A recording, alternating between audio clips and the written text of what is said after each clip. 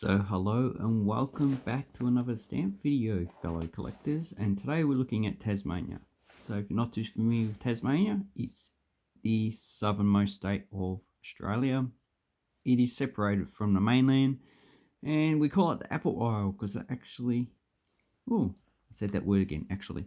So it looks like an apple, so we call it the Apple Isle, and there's also some other things we call it, but they're not very nice. But these are the colonial stamps of Tasmania, issued from 1853 to 1913. So that's 60 years they had their own stamps. But the variety in that 60 years is not that great. Very limited. And in this video we have all a representation of the Queen Victoria stamps. So the first ones we have were not perforated. They were just cut, and that is this stamp here. So this one is not one of the first stamps. So it has a forward facing Queen Victoria, and this is a 2p, and this was issued for Van Diemen's Land. So Van Diemen was the Dutch explorer that sailed around Tasmania. I would say not discovered, but one of the first Europeans discovered. But Tasmania had a lot of indigenous people, lots of languages that are not related to the indigenous languages on the mainland. And this stamp here was issued in 1857. It is not imperforated, so imperforated are these ones with the holes taken out. And these ones would have been cut by hand. And it looks like this one has 60. So that could stand for the date 1860. And the watermark, so I need to turn the light on for the actual watermark so you can actually try and see. Oops. And if we turn it over, you can see it from the back. Most of the time it's easier. Can you see a watermark? Gonna have to get new tweezers. These ones are a bit damaged. No, actually, I don't see a watermark. So this one is probably from the 1857 series without the watermark, because all the other versions have watermarks of varying types. So this one has a catalogue value, if it is the 1857, has a catalogue value of about $1,500. Personally, I just think that the watermark is just a little bit harder to see. So, can you see a watermark? No. Personally, I don't see a watermark. Let's turn it over and see if we can find it the other way. And no, I don't see a watermark on it. I just see Queen Elizabeth, not Queen Elizabeth, Queen Victoria. So this looks like the unwatermarked version. But I'm not too familiar with the actual watermarks on these stamps. So looking at my trusty catalogue, I found out the watermark is either the value, so it should be a 2 on this stamp because it's 2p, or it should be a star. And as we don't see either of those, this is most likely the unwatermarked variety. So it has a value of about, catalogue value of $1,500, but realistically you can probably buy it for at least 10% of that price. So that is probably the most valuable stamp that I've actually got.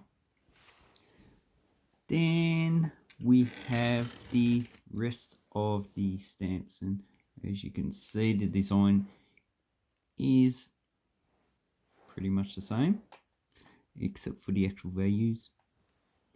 So here we have a 1p.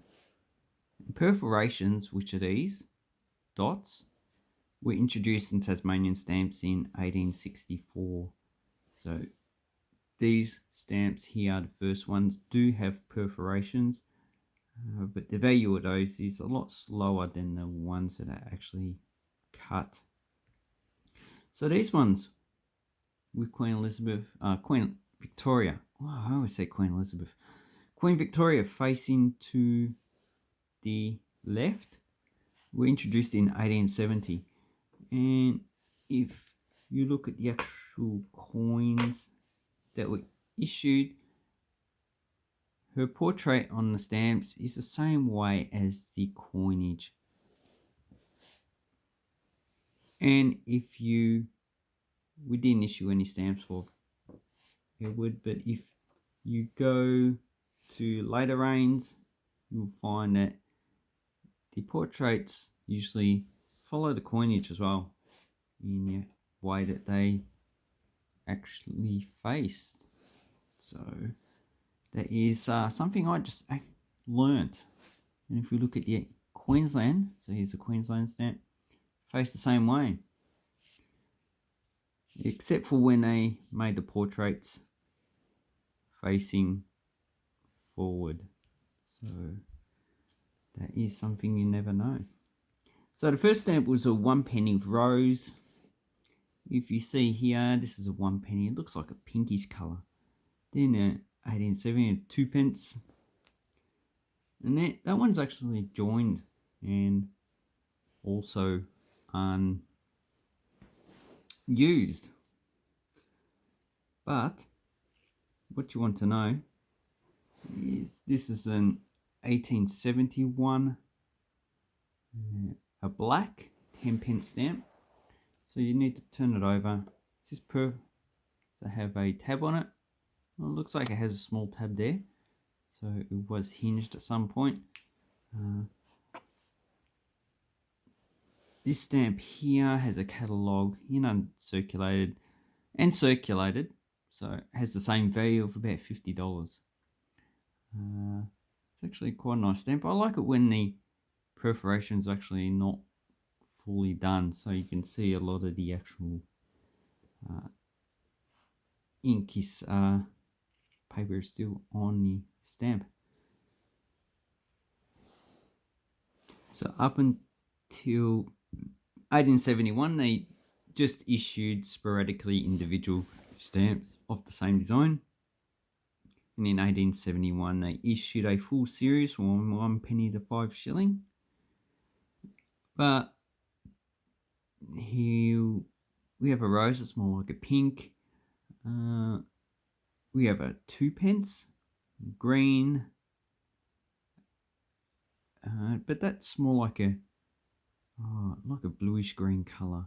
We have 2 fruitpence with different colours on the actual stamp. So this one's more reddish brown, this one's more brown.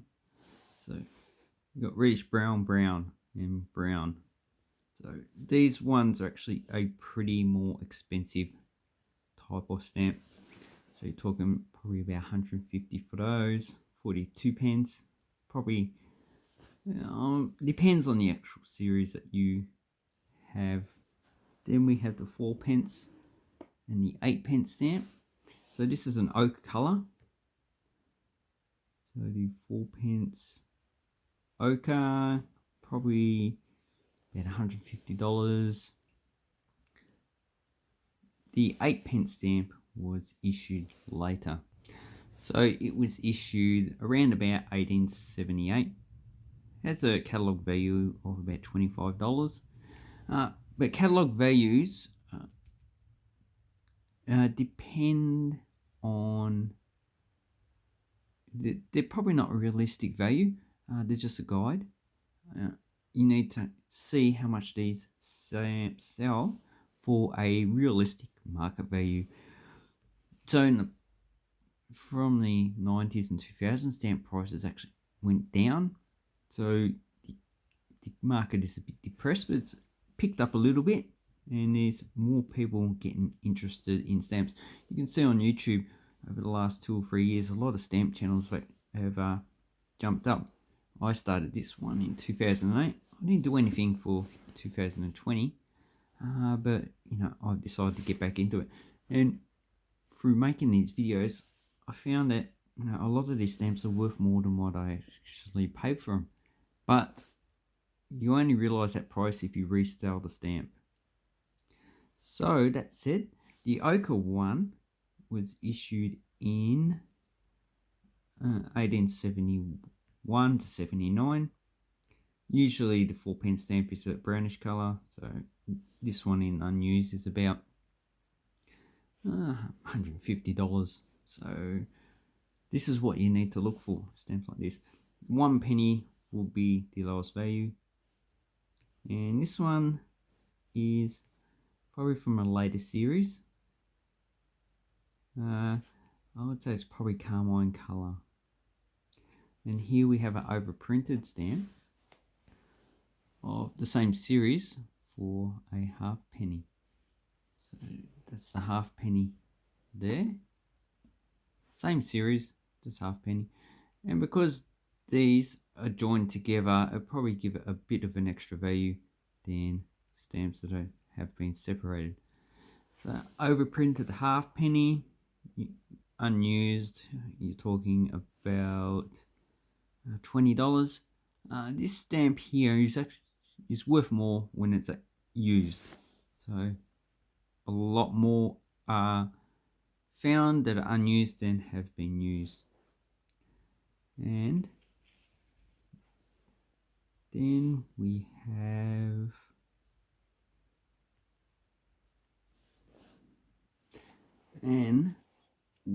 a 9p stamp that's been overprinted 2.5 pennies.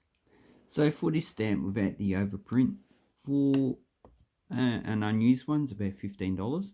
These two are joined together.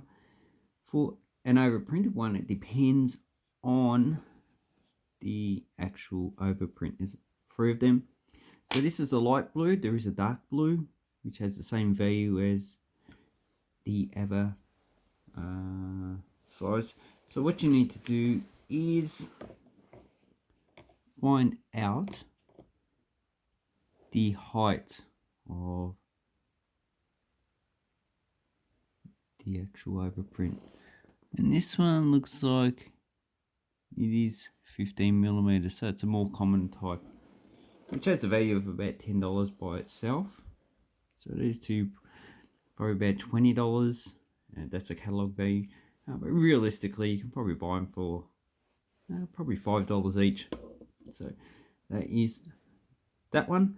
And then in 1892, they issued, which I only have one, the halfpenny, the stamp with 2 colours on it. So the value has a different colour than the rest of the stamp. This one's a bit damaged down there, but it has the date 1894. And that's another reason why I actually like to collect these stamps, because they have a date on it. Or I like to collect them in uncirculated condition if they have, so I've got a lot of Queensland stamps spare, which I'm going to chuck on eBay and see what actually goes for them. If the stamp is, God, if I can, worst thing about stamps is trying to pick them up. Very thin. If it's like this, so you can see it's 25. Not too sure if that's a day or a date. Probably not a date, probably a day. But a lot of the detail is gone, so you can't get much information on where it was issued or the date. So this one's a good series. So that's a orange and violet. In this condition only, if it didn't have the damage, probably $1.50, but because it's got damage, I'd say it has a value of 0, because you don't really want to collect damaged stamps. But these ones are issued up until £1. £1 stamp is the most valuable, because the less would have been used, so less would have been printed. The 1 penny, which was issued not in this series, the first one of that one, it was issued later in another series, which is called the landscape series, and that stamp series I will show in another video. So those are the values of some of Tasmania stamps and a little look at stamp history in Tasmania. So anyway, thank you very much for watching my video and have awesome stamp collecting time. Thank you and goodbye.